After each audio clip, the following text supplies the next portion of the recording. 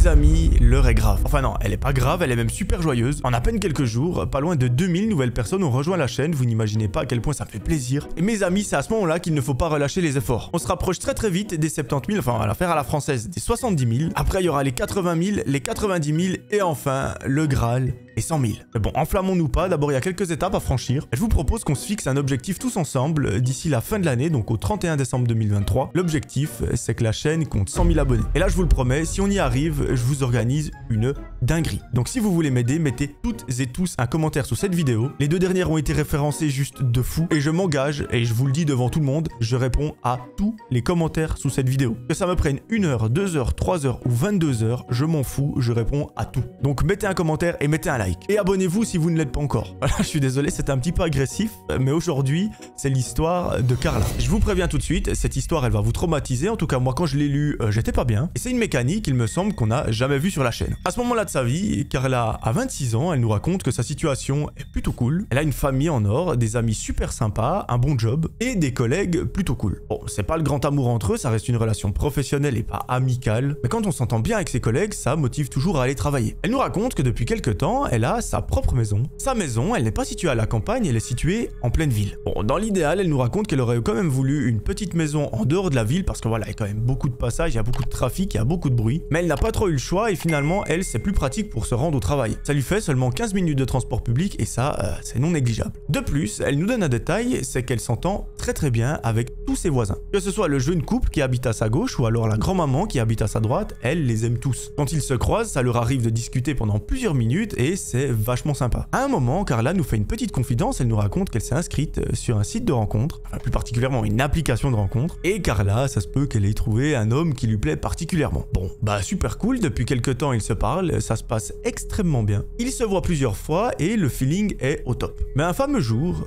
plus rien. Elle n'a plus aucun message de lui, elle n'a plus de nouvelles de sa part et il ne se passe plus rien du tout. Bon, alors il y a de potentielles explications, soit le mec a été saoulé et il l'a complètement bloqué, chose que je trouve absolument aberrante. D'ailleurs, de nouveau, les gens qui font ça, n'hésitez pas à aller vous faire foutre, de temps en temps ça fait du bien. Ou la deuxième possibilité, qui celle-ci est peut-être un petit peu plus grave, c'est qu'il lui soit arrivé quelque chose. Car là, elle se dit, ok, le mec, je lui ai parlé pendant un petit moment, c'est pas non plus l'amour de ma vie, même si je l'aimais bien. Il veut plus me parler, il veut plus me donner de nouvelles, très bien, bah moi je vais pas chercher à en prendre. À partir de là, Carla n'aura plus jamais de nouvelles de ce gars. L'histoire reprend quelques mois plus tard, lorsque Carla nous avoue qu'à son travail, il y a un collègue qui est quand même à fond sur elle. Malheureusement, elle n'est pas forcément intéressée par lui, c'est pas son style, elle s'entend bien avec lui, mais c'est pas non plus le grand amour. Mais par contre, le garçon, il est à fond. Je vous rappelle, si vous n'êtes pas abonné à la chaîne, abonnez-vous, sinon c'est 3 ans d'emprisonnement. Mais on peut négocier. Si vous vous abonnez, je vous promets, vous n'irez pas en prison. Il faut bien trouver une technique pour que les gens s'abonnent si on veut atteindre les 100 000. Un fameux soir, Carla termine le travail, elle prend le bus pour rentrer chez elle et au bout de 15 minutes,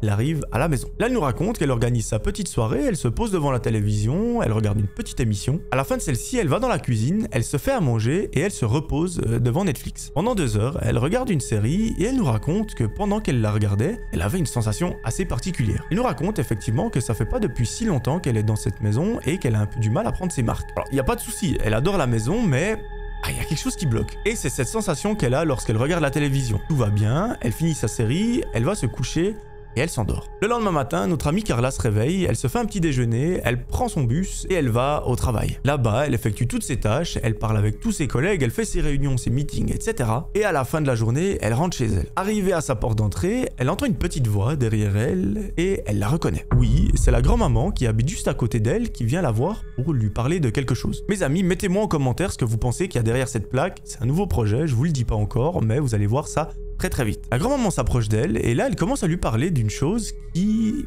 semble un petit peu bizarre. Elle lui dit: Carla, hier soir j'étais dans mon jardin en train d'arroser les plantes et j'ai vu quelqu'un qui était à l'extérieur de votre maison en train de regarder à travers les fenêtres. Carla, elle se dit: bon, je sais pas, ok, je n'attendais personne n'est censé venir regarder à travers mes fenêtres. Ok, bon, est-ce que vous aviez pu voir de qui il s'agissait? Ou du moins comment était physiquement la personne, quel visage elle avait, etc. La grand-maman, malheureusement, lui dit non, il faisait très sombre, j'ai juste vu une silhouette qui regardait à travers votre fenêtre et je n'ai malheureusement pas vu ses habits ou son visage. Bon, ok, particulier comme ambiance, car là, Elle ne sait pas trop quoi dire, elle ne sait pas trop quoi penser. Et elle dit à la grand-maman, bah écoutez, merci beaucoup pour cette information. Je vous laisse mon numéro de téléphone si jamais vous réapercevez cette personne qui regarde à travers mes fenêtres. Et surtout, n'hésitez pas à m'appeler, que ce soit au milieu de la nuit ou peu importe. La grand-maman lui dit, pas de soucis, c'est promis, je vous appelle si j'aperçois quelque chose. Faites attention à vous, je vous souhaite une très bonne soirée et à bientôt. Et pour le coup, c'est le cas de le dire. À bientôt. Après cette discussion, Carla rentre à la maison, elle se fait à manger et elle va se coucher. L'histoire reprend quelques jours après lorsque Carla recroise cette grand-maman. Là, la grand-maman est super heureuse, Carla ne comprend pas vraiment pourquoi. Et celle-ci s'approche de notre amie et elle lui dit, écoutez mademoiselle, depuis quelques jours, je vous vois avec un homme, je suis super heureuse pour vous. J'espère que ça se passe bien pour vous, que vous êtes heureuse parce que vous n'imaginez pas à quel point vous êtes jolie, à quel point vous êtes une bonne personne. Vous ne méritez que ça et franchement, j'espère que ça durera. Carla, en entendant ça, elle dit à la grand-maman, de quel copain parlez-vous? Je suis célibataire, je ne fréquente personne, je ne comprends pas ce que vous êtes en train de dire. Et ce que la grand-maman va lui dire va complètement changer l'histoire. La grand-maman dit à Carla, si, ça fait quelques soirs que je vois un homme entrer dans votre maison, j'imagine que c'est votre copain parce qu'il entre comme s'il avait les clés. Carla, au moment où la grand-maman dit ça, elle fond en larmes. Elle lui dit, mais comment ça un homme qui rentre dans ma maison? C'est pas possible. Et la grand-maman lui dit, bah si, tous les soirs je suis dans mon jardin, je suis en train d'arroser mes plantes et je vois un homme qui rentre chez vous et qui ne ressort pas. La seule fois où je l'ai vu ressortir, c'était très tôt le matin et j'ai pensé qu'il partait au travail. Du coup, je vous ai pas appelé parce que je voulais pas vous appeler alors que vous étiez avec votre copain, je voulais pas vous déranger. Et là, vous n'imaginez pas à quel point Carla est en train de bader. Elle ne sait juste pas quoi faire. Elle hésite à appeler la police, à appeler une personne de sa famille pour qu'elle vienne dormir chez elle. Et c'est exactement ce qu'elle va faire. Carla, elle a un frère qui est plus âgé qu'elle, qui n'habite pas si loin que ça. Elle l'appelle et elle lui explique toute la situation. Elle lui dit en gros, écoute, apparemment, chez moi, il y a quelqu'un qui s'introduit dans la maison en pleine nuit. Bien évidemment, elle n'est pas censée être là. Est-ce que tu pourrais venir pendant quelques soirs dormir chez moi, histoire que je ne sois pas seul? Bien évidemment, son frère accepte avec grand plaisir. Enfin, je sais pas si c'est du plaisir, mais il accepte très volontiers. Et une heure après, celui-ci arrive enfin chez Carla. Elle, pendant ce temps, elle est restée chez la grand-maman pour être sûre qu'il ne lui arrive rien. Et une fois qu'il est arrivé, le frère et la sœur se rendent chez Carla. Bon, là, ils mettent en place un plan. Le frère dit, écoute, on va aller dormir dans ta chambre, dans le sens où on va pas faire genre qu'il y a quelqu'un dans la maison autre que toi. Bien évidemment, on ne va pas dormir, on va rester éveillé pour entendre tout bruit suspect dans la maison. Et si on chope un mec, on le détruit. Pour Carla, ça semble être une bonne idée. Son frère installe ses affaires et la nuit commence. 23h,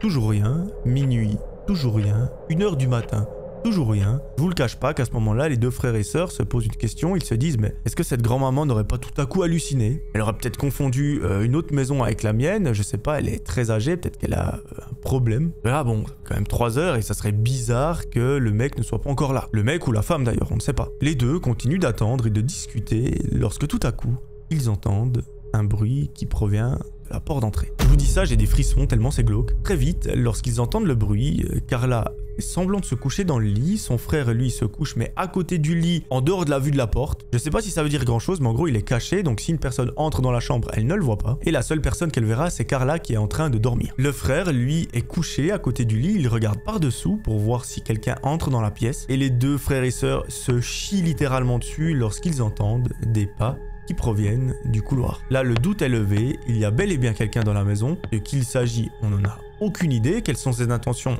on le sait encore moins. Mais là, tout doit aller très très vite. Dans leur tête, ils doivent se dire, mais comment est-ce qu'on va agir? Vous me direz, c'est quelque chose qu'ils auraient pu faire un petit peu avant, ça aurait été pas plus mal. À un moment, le frère voit deux jambes qui arrivent sur le pas de la porte et qui restent fixes. Là, il est sûr, il y a quelqu'un qui est sur le pas de la porte de la chambre de Carla, qui est en train de la regarder, en train de dormir. C'est hyper glauque comme histoire. Lorsqu'il voit que ses deux jambes s'approchent du lit de Carla, le frère se lève d'un coup et il lui saute dessus et il y a quelques coups de poing qui partent. Au même moment, Carla s'enlève du lit et lorsqu'elle voit le visage de la personne, elle commence à crier. Oui, ce visage lui est très familier. Il s'agit d'un de ses collègues. Là, elle nous raconte qu'elle n'arrive pas à comprendre ce qui est en train de se passer. Dans sa tête, c'est un chantier. Mais elle a le bon réflexe de prendre son téléphone et d'appeler la police. Elle lui dit, écoutez, on vient de choper un mec dans ma maison qui est en train de me stalker. Ce mec, c'est un de mes collègues, mais je vous expliquerai tout ça en temps voulu. Il faut absolument que vous envoyiez une patrouille pour l'arrêter. Et c'est ce qu'ils font. Au bout de quelques minutes, une voiture de police arrive devant chez elle. Les policiers entrent et procèdent à l'arrestation de cet individu. Inutile de vous dire que Carla, elle est sous le choc à ce moment-là, que son frère essaye de la rassurer tant bien que mal. Mais elle n'arrive pas. Elle a beaucoup trop peur. Durant les jours qui suivent, son frère décide de rester chez Carla avec elle pour l'accompagner et surtout pour ne pas la laisser toute seule parce qu'il sait à quel point elle est traumatisée de cette expérience. Et d'ailleurs, au bout de quelques jours, il voit que Carla ne va pas bien du tout, elle n'arrive juste plus à trouver le sommeil. Dès qu'elle est une minute seule dans la maison, elle panique. Donc il décide de retourner chez lui avec Carla et de lui dire écoute,